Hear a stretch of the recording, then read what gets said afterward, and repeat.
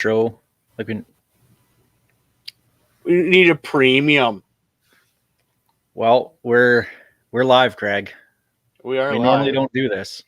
No, but we're not on Twitter, X, whatever, because you need a stupid premium account. That's another thing Elon Musk has ruined.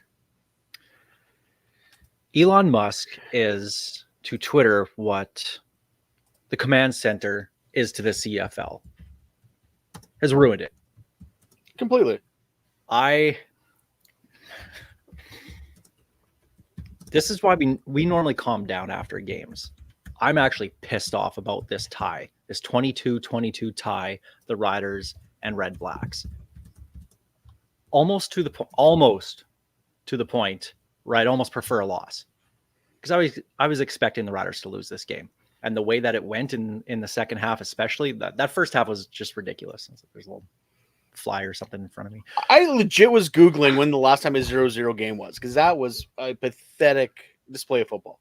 Rob Vanstone actually had a tweet, and I took a screenshot of it here, actually. In the first half, research, instant reaction.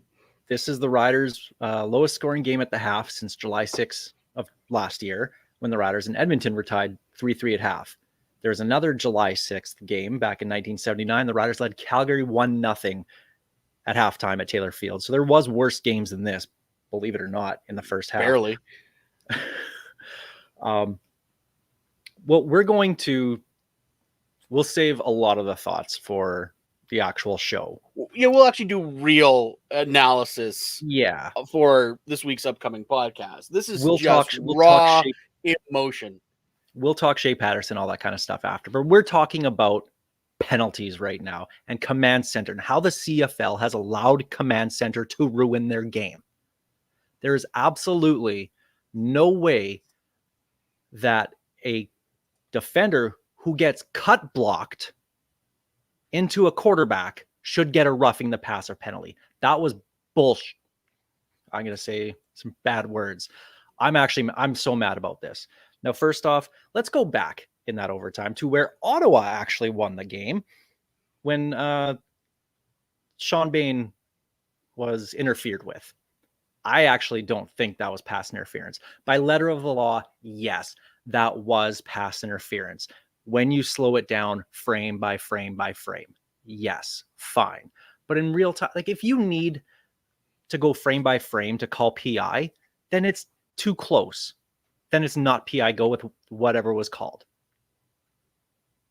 But fine. We benefited out of that. I guess I can't be upset about that. But I don't think it was PI. I probably wouldn't have called PI on that. You're right. Like in a bang play, not frame by frame by letter of the law, it was. And as Corey Mace, that is your opportunity. You have to throw that flag. Oh yeah. Like I don't blame him for throwing that flag at all. But just like sure, like okay, by letter of the law we won, and that's when I tweeted out my infamous "I love the command center." Boy, did I jump the gun a little early on that one because wow. Oh, and by the way, I can actually see the comments on this. Mike O'Moran, not Tom Valesi was actually in the group, and yeah. he's infamous for the timeout. Fuck them. Yes. So he clearly not a Rider fan, Tom Valesi. Yeah. David, yes, I did get to DQ on Elphinstone for a Miracle Treat Day Blizzard. I got the peach picnic cobbler one. You too? Me too. Like, dude, that's get out of my head. Got? Oh, of course I did. It's so good. Next I level. actually saved some. So I have the rest in my freezer. I'm going to have it tomorrow. Okay, but the problem is, though, now we're getting happy talking about ice cream. Damn you, Squeak. Yeah. We're supposed to be angry. Back to me being mad about this. Roughing the passer. So Kobe McLean comes in on a blitz. Gets taken out by the running back.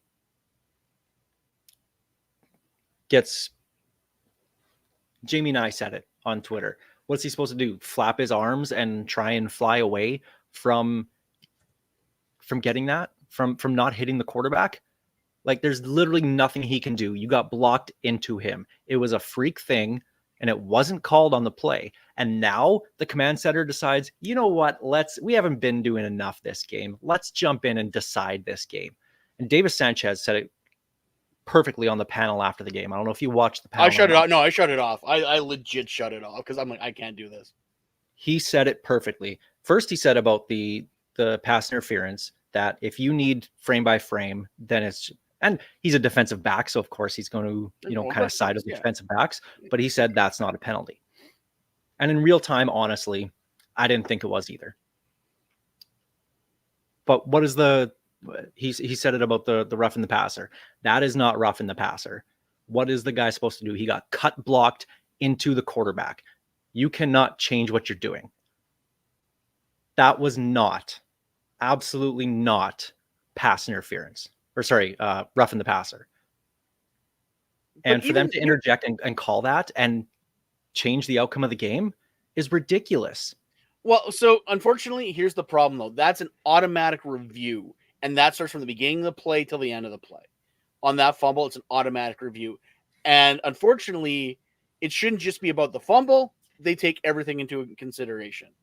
So they had to jump in there. I'm not defending them. I think it's a BS call, but it wasn't like they just, oh, we better call that. They had to. Honestly, the best thing the Riders could have done is not recover that ball. Because then it wouldn't have been a fumble. Technically. Wouldn't have changed the outcome of the game. They wouldn't have had to get involved. Bobby Dice would have thrown that challenge flag. He already threw it, though, on the previous play. Oh, yeah, you're right. So the worst thing the Riders could have done was end the game right there by recovering the ball. They should have just ended the game by letting two great plays by the D line wiped out by an absolute garbage Bush League call by the league. There's too many times this year that stuff like this has happened. Too many times when command center is interjecting and directly changing outcomes of games. They did this Montreal Hamilton by not calling a fumble when it was a clear fumble. I know that didn't change the outcome of the game, but that's what they're doing. And it's unacceptable. There needs to be some sort of accountability and telling us why this is being called. And at some point, you'd have to think common sense should prevail on something. Because the quarterback got hit below the waist, yes, technically penalty. Okay, fine. I think that's garbage to begin with, but that's a whole other discussion about how they protect their quarterbacks.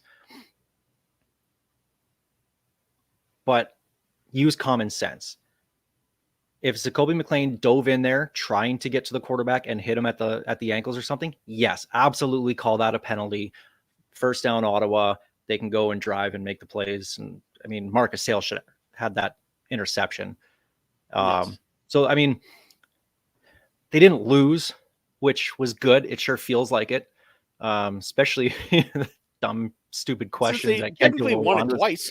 You didn't even see the dumb questions Kenzie Lalonde was asking Shea Patterson after the game. I like her sometimes, but sometimes she asks the worst questions. Oh, do yourself a favor. Watch the post game from Sports Center and her questions with Shea Patterson. Do yourself a favor and watch that. That was the worst, 3 minutes of questions I've ever seen. I don't even know if it was 3 minutes, but it was awful. Felt like an eternity, probably. It really did, because there was times where he was like, "What? You're asking me this?" It was like the kickers were so great, and Lewis Ward technically missed 2 of them. Caleb Sanders had a hell of a game. I'm going to talk about him. We'll talk about him next week on the show, but it's just, I'm tired of this command center over the last, especially the last month, coming in and ruining games and destroying a good, well, the game itself wasn't good. I'm talking in general, CFL, a good game. I'm not going to go full Daryl Davis on this, because I know how much he hates the command center and the review process. The review process has its positives. However, they need to be consistent. They need to be more transparent. And them just throwing a camera out so all we see the back of their heads is not being transparent. Bantu's just pointing at a screen there. That's cool. Yeah. Hey, look at that. I'm on screen. Hey. Yeah. But finger gun. But it's it's ridiculous. Some of these calls, and the fact I just love the fact they had to clear the field of fans because. Yeah. And Michael Dennis on Facebook is saying Crum had to be called back from the locker room because he was already in the locker room. Yep.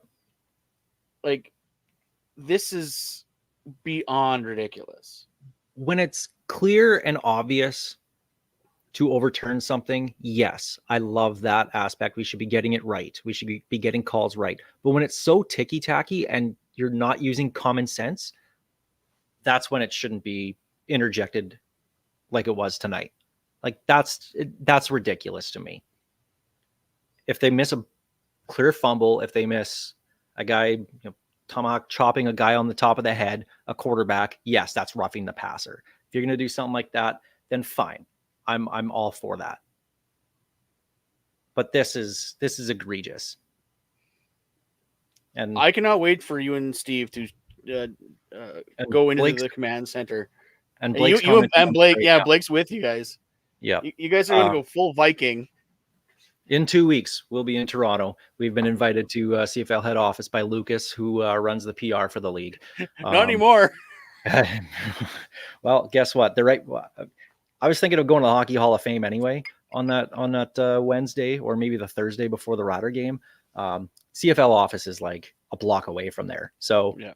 I'm showing up there whether they want me to or not. But I want somebody in the league, whether it's Randy Ambrosie, it could be Lucas for all I care. Just somebody needs to address this stuff. And we need an explanation about things because we're getting, from what we see on replays, I know we don't get all the camera views, but what we see is what I don't want to say what they want us to see, but like, we're not getting any explanation of anything, of why something is overturned or why it's not overturned. When we see something on TV, we see something at the game that looks clear as day to us, and then they call it something different. Okay, maybe it is. Tell us what it is. Don't just say there's rough in the passer. Well, why is there rough in the passer? The guy went into his knees. Well, okay, but he was chop blocked. Like that, there's got to be something there. And it's one of the things that the UFL has done right, other than playing football in the spring, is they're very transparent about the review process. Like, you can hear them have the discussion. And also, I think the command center needs to pick up the pace of the review anyway. Like, this taking the amount of time they do, it should be clear in a minute, if not 30 seconds. You have 30 seconds. If it's not I'd clear, I'd give him a full minute. Give him a full minute. I don't care. A minute's nothing. Minutes is less than a TV timeout. Get it done. But the fact that it remains that it took that long to make that call, and like I said, you had fans on the field. Dustin Crum made it all the way back to the locker room. Just ridiculous. Hey, Blake, I agree. Go Thunder this week. Destroy the Rifles. Well, you think Go Thunder every week, right? So I do think Go Thunder. Fourth in the power rankings, though. Well, okay, so there's a reason for that. Well, yeah, because the reason why is they have to have Hilltops are one defending champions. They have to have someone from Ontario and they have to have someone from BC, because I guarantee you, if they actually did a true power rankings, no one from Ontario would be on the list. Well, maybe one. Could you imagine if Toronto lost a game based off command center? You think there'd be changes the next week? And I say that kind of tongue in cheek, but I'm kind of serious about that too. I'm not saying that the league is out to get the Riders. There's no conspiracy. I know we'll hear that over the next few days, that the league's out to get the Riders. They're not out to get the Riders. I know that. But some of the calls that have gone against the Riders this year that have been so egregiously wrong are just ridiculous right now. Blake, we didn't win either. I know it's yeah. Thank you for reminding us, Blake, that we didn't lose, and you're not wrong. And Blake's a BC right either. I hope this tie has us ahead of BC in the standings at the end of the year. I hope you look back on this one, Blake. And they very well could, because Jake Delagala. I don't know what else to say. The Riders, I mean, they really didn't deserve to win, but they didn't deserve to lose either, if that makes any sense. So I guess fittingly, this game was a tie.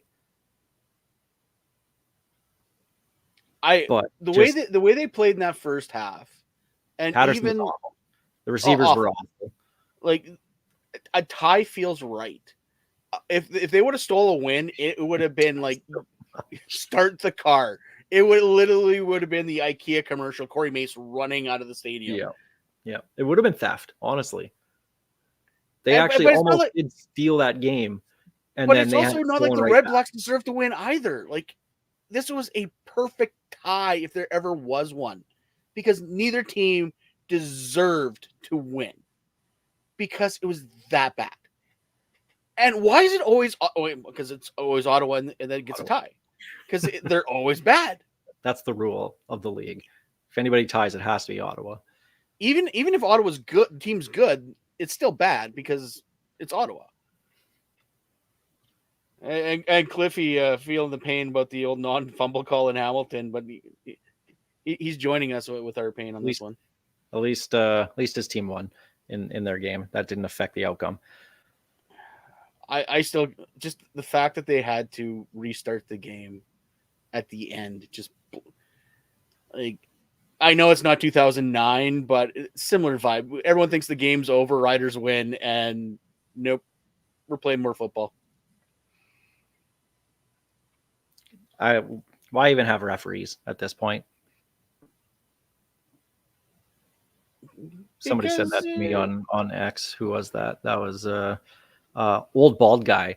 Not you. The other one. Why have refs? Command centers killing teams, all of them. Yes, and the Riders did have a chance to win this game. They completely did. Like, the Riders could have won this in regulation. Could have. Yeah. And I mean, and to be fair, the Riders did have the chance to win. They had plenty of chances that game to make plays and missed them. Even on the 2-point convert, Sean Bain wasn't the easiest catch, but should have had that. Should have been caught. Sales should have had that interception after that whole ridiculous roughing the passer. So there was opportunities for this team to win the game. And the defense played, honestly, for the most part, pretty fantastic. Mm-hmm. They were the reason why the Riders were in it pretty much the whole time. Like, two block field goals. How often do you see that? Like, this defense came to play on a very banged up defense. Like, I cannot wait until this offense is 100%, because it should. Jeez, I'll take 75% right now. The O-line wasn't their best game by any means, but they held up okay. I was specifically watching them like at the beginning of the game, and the only time that there was any real pressure on Patterson, at least in the first quarter, was on a stunt, and it was Logan Ferland who blew that one. Yeah, I know. So, I mean, they all do. You'll get beat once in a while. It's fine, but I don't know. I just realized that. Well, no, the Riders should win more games this year, but this tie might screw up my half game bet. If I get stuck on a push on a Riders win because of this tie, I'm going to be very upset. And I was thinking about going to this game too. When I was planning on the Eastern road trip that I was looking at, it was down between this week and week 12. And I decided on week 12 because I was able to get 2 days in each city out east, as opposed to like going to Ottawa for tonight's game, then Toronto tomorrow, and then Montreal the day after. I'm so glad I wasn't at that game right now. Saw Officer Dave in there, and I really want. Well, yeah, soaking wet. I really wanted a soaking wet Officer Dave with his like just disappointed look, like it was at the last home game. Che, is that better for the hat? Can you see? Yeah, no weed on the brim. No. It was just, that game was, man. I took notes on this game. I'll write the article for tomorrow morning. Some thoughts. Mostly it'll be F the command center. That's most of my thoughts for this game. They need, not that Patterson has been bad over these 6 games. This was, to me, his worst game of the 6. Overthrows. He's gotten progressively worse every game. I'm sorry. He has. Well, yeah. no, sorry. That first game he was bad. Then once he shook the rust off in the second half, he was much better. But he has gotten worse as every game has gone on. They need Harris back. They just need that leadership, that calm presence, that guy who can release the ball quick, throw it away if it's not there, and not do the whole Cody Fajardo turn backwards and run around. That left turn, oh my Lord, he did one. That one today was egregious. But oh well. We'll talk about it more on what, Monday or Tuesday, whenever we record next week for the show. I want to thank everyone for tuning into our vent session, because it was a lot of cursing back and forth in the DMs. Yeah. Thought the team had some good plays. Defense. How about the bull rushes by both Caleb Sanders and Baldonado on the opening kickoff of the second half? And then Brown dummied Brown dummied Brown with an offensive lineman. Yeah. But there's some good players on this team. And by the way, I hope Baldonado's better, because he got knocked the F out. He was back in the overtime. Was he? Oh, I missed that. Yeah. At least it looked like it was him who was there. They showed him from the side. Did he pass the concussion protocol? Because he got knocked the F out. He was out. He was out. He was out. There's Tweety birds flying around his head. He was done. So, but this team needs something right now. Just a spark. Blake, what won't we believe, Blake? Now you're leaving me in suspense. Where was I going with it? I don't remember. Not important. Oh, TSN. Oh yeah, Blake. Yeah, that doesn't surprise me. Actually, a bunch of people got Google messages. I got a bunch of people send me messages. Go, wow, Riders won that one, tight game. I'm like, no, it ain't over. Believe me, everyone thought we won that game. I thought we did. Yeah, so did I. I posted it on my account, and then I switched over to the Piffles account and was about to type something out, and then they had, this is going to Command Center. I'm like, for what? And automatic review. Yeah. Automatic review. This team, the one thing I will say about this team, despite the tie, God, it feels like a loss to me. It really does. It is. At the end of the day, it's a loss, because the Riders could have won that game. They kept it closer than I thought they would the entire game.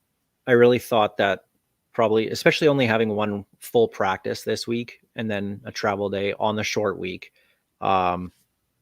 this team is going to show a lot of fight. And this is a vastly different team than the last couple of years. The last 2 years, this team probably loses by 25 points, especially after Dustin Crum comes in. Because they actually made adjustments in this game. The first thing I said to you guys when Crum came in, I'm like, watch, he's going to run all over us. He only had, he had the touchdown run in overtime. But he had a couple runs. Well, for a while there, his passing, I think when he first came in, his passing was at 65 and his rushing was at 58. He was still getting away from the Riders, but it wasn't.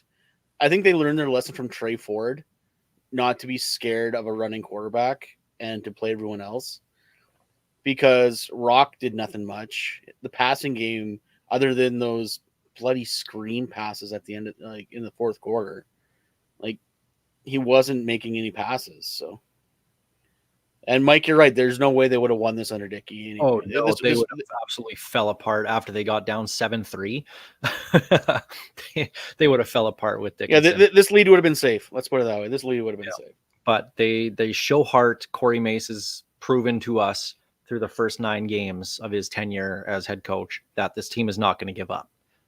And they'll lose some more games, but the fact that they're not going to give up gives me a reason to be proud of them. And ultimately, that's what I want as a fan. I want a team that is easy to cheer for. This is one of them. This is a very easy team to cheer for because they're going to give it their all. Sometimes that's not good enough. That's pro sports. The other team's just going to be better than you. That was last week. Edmonton was better than us. The game against BC, BC was better than us. Montreal, they were better than us. But they still had a chance to win all of those games. Well, that's it. This team, every single one of them. Well, that's it. This team is in every game. It doesn't matter if we are against the Montreals, the BCs. This team is going to be in every game. And the last couple of seasons, 2 weeks, like, but it's this team has a great future. And let's face it, coming off the last 2 seasons, the fact that we are right now first in the West. Yep. Like, yes, it's with a 5-3-1 record right now. First. Hey, first, yeah, they don't ask how, they ask how many, and right now we're first. So, yeah, games now cost or count just as much in the standings as games late in the year. So exactly. You just got to take care of business, and they almost did tonight, but it wasn't a loss. So I guess that's kind of a win in itself. Yeah. Well, we'll get into this a little bit more. The whole game, the good, the bad, and the dumb. Not Joel Gasson's column after every game, but there is good, there is bad, and there was a lot of dumb in this game. So we'll discuss that on next week's episode of the Piffles podcast. I'll share some thoughts in my article tomorrow, but I wanted to go to bed right after this game, but I just got so fired up. Like, I was actually mad. Like, I was mad. I took the dogs out for a quick little jaunt, let them go pee. I wasn't going to have another drink, but yet here we are. I was not happy, and I gave in to peer pressure. Steve said, do it, so I did it. Yeah, I'm like, we can go live. He's like, I'm like, let's do it. And then Steve was like, yeah, do it. And okay, we'll do it. Of course not. Coward. Yeah, the coward. Part-time host. Yeah. Right, where's Jeff when you need him? But anyway, in the infamous words of my good friend Sean Lemon, this side, bet on yourself. And see you guys this week, I guess. So, or we will actually break down this game and not just vent. We might do both. Oh, and Go Thunder, CJFL.com for the if you want to watch the Thunder lead the boots to the Rifles on Sunday. So, see you guys. See ya.